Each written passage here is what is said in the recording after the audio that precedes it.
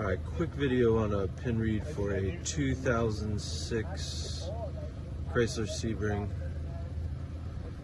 This is the old system where you need the metal key. So I kept getting no metal key detect.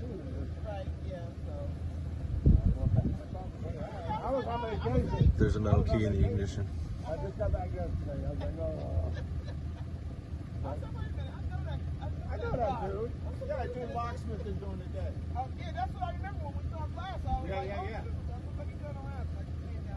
Okay, no brass key detect.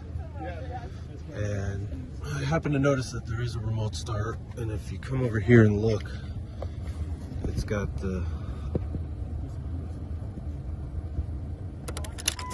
this around the mobilizer ring. So I'm going to try and move this out of the way,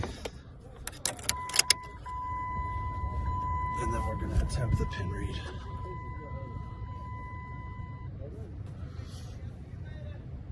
He's dead.